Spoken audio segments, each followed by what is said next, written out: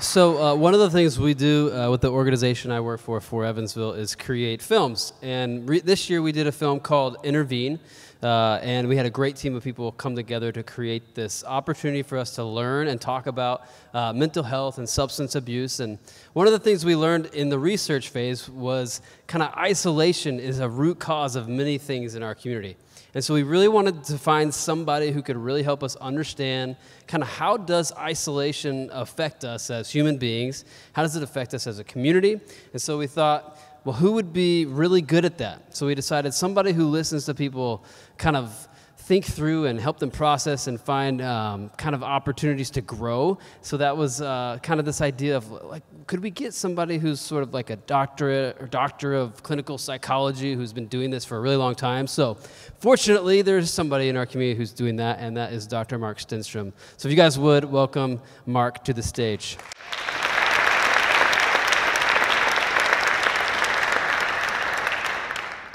All right, I just have had so much fun preparing this talk today. Thanks so much, man. You should be a wrestler. What a beast. All right. I want to thank all the people that I've been to lunch with, that I've sat around campfires with, and even I sweated out with some guys in a sauna.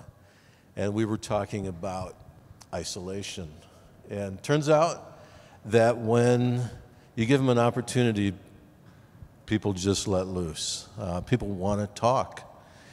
It's been my experience, my privilege for the past 20 years to work with clients who, some really courageous people who've decided to face their issues and wrestle with the things that a lot of people would rather avoid.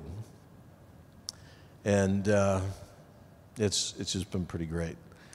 But now for the past few years, I've come up with a term for some of the folks, and that is insight junkies, right? They measure their success in therapy, and they measure my success as a therapist on how many insights they walk away with. Well, I always warn them that in their therapy, like good theology, is dangerous. Insight without a commitment to change, to action, is going to leave you more disaffected than when you started, okay? So as we launch into this tonight, I'm going to ask you, how do you isolate and how do you intend to change? All right. What we're not talking about is solitude. Those guys around the campfire, a lot of my backpacking buddies, they wanted me to make this clear. Solitude is a good thing. It's a desired state. It's introspective, but it's also confrontational. Solitude enriches. We're also not talking about situational loneliness. Okay? Loneliness is something that has a survival value. It's supposed to be there. It's like hunger. It motivates us to get out, to make contact, and make friends. All right? What we are talking about is isolation. And I'm going to start with abuse. Abusers isolate to dominate and control. They do it to create a dependency on the abuser. Unfortunately, abused people often feel a great deal of guilt and shame, and they begin to isolate as the abuse continues. Parents isolate their children in order to protect them. I'm sitting at the table with the guy who's running the Christian school here. Some parents send their kids to those Christian schools out of fear. Some parents homeschool their kids out of fear. And so every year for the past 20 years, I've been working with somebody who's recently dropped out of college, not because they weren't academically prepared, but because they were ill-prepared socially and emotionally. Sometimes pride drives isolation, but most often it's fear. Low self-esteem, fear of others, anticipation of painful social interactions. They lead to defensive isolation. Many of us isolate by building our own echo chambers. We surround ourselves with what we want to hear. Lack of diversity, lack of inclusion in our communities, our churches, and our small groups.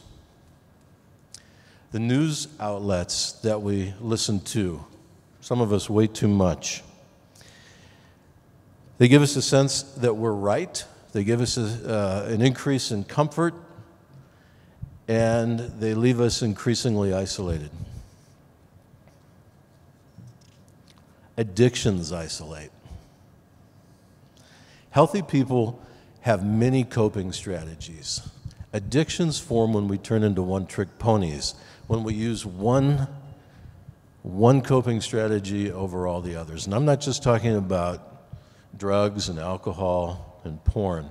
I'm talking about your phones, your food, all the different ways that you distract yourself, and sometimes they become addictions. And you know what? Deep down, well, before I go there, they're all an attempt to avoid, to escape, and to numb, something we don't want to feel. Deep down, we know something's off, though, when our lives get out of balance. And so we withdraw. We withdraw from our spouses, we withdraw from our friends, and we hide, right? We feel shame, we hide, and we isolate. All right, I want to talk gender differences. Men isolate more than women. Does that surprise anybody? Men are less capable of identifying their emotions, expressing their emotions, and processing their emotions. Women are far better at making friends, and we lag so far behind, especially after college.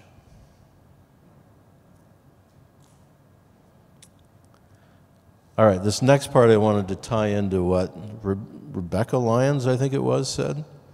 Over the past 20 years, the percentage of people in America that have claimed or reported to have no close friend has gone from 20 to 40%. During that same time period, the suicide rate has increased by 30%. 30%. And most of them are men. In Vanderburgh County, 84% of deaths by suicide were men. Here's what I wanted to tie in.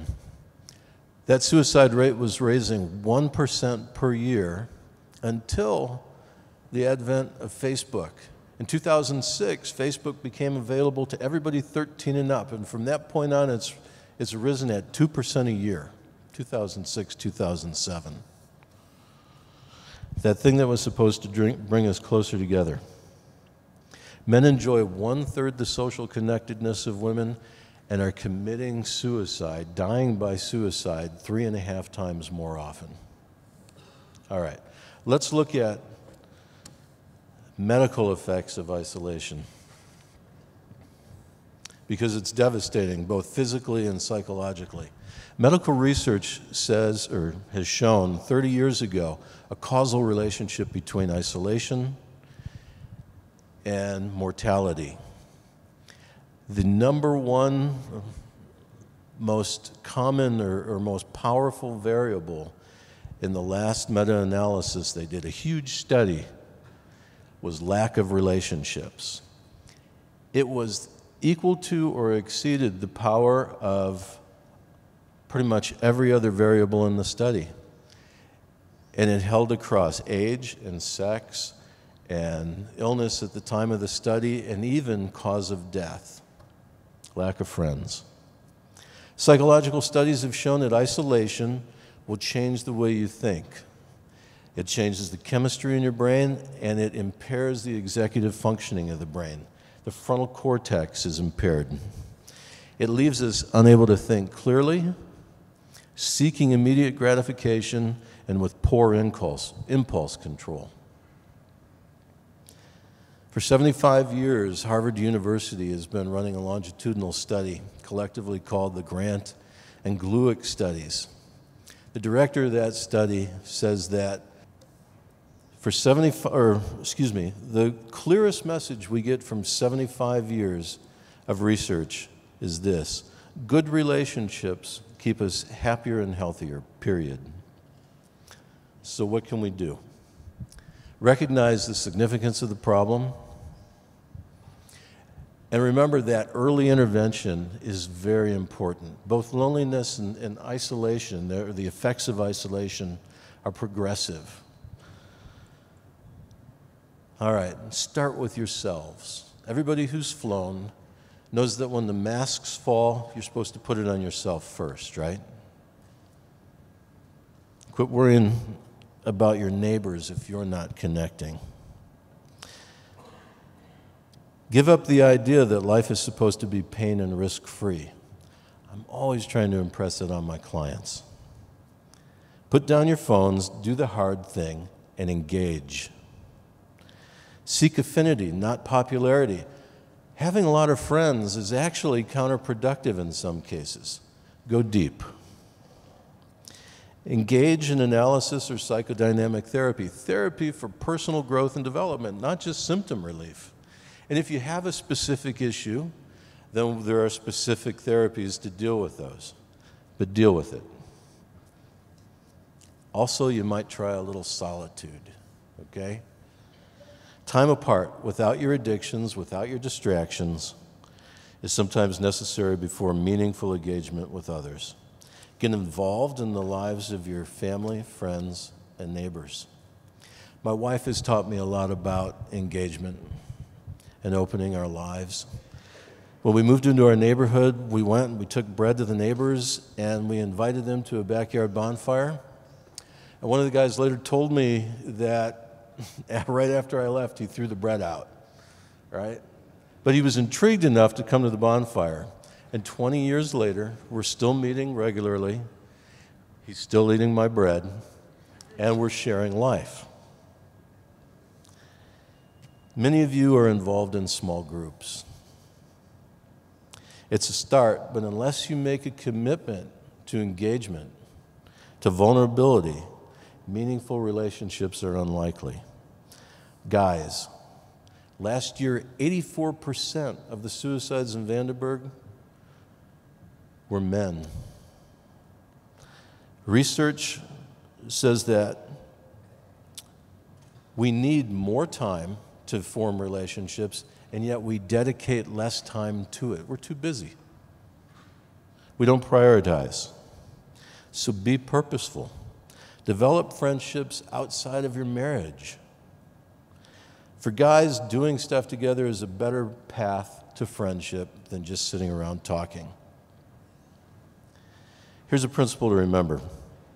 People who helped are helped themselves, and people who have helped others are more able to receive help. So in your churches, encourage each other to go out to the shut-ins, the disabled, the people who aren't showing up, and like Malcolm said, or no, it was Francis, they're not going to help your numbers, right? They're never going to come to church. They're probably not going to give you a big testimonial. But what you're doing is people who help others are more able to receive help. You're ensuring the health of the people in your church who are functional at this time. And if your focus is community-based programs, I'd like you to check out the Palo Alto Link Ages program, where people bank and exchange hours of involvement. It's about building relationships and social integration. Okay. Over the course of this evening, you've probably gained some insights about yourself or your organization. What are you going to do about them? How are you going to make a change? Okay? Francis Chan, who spoke earlier, he said that the theology that matters is not the theology you profess, but the theology that you practice. Thank you.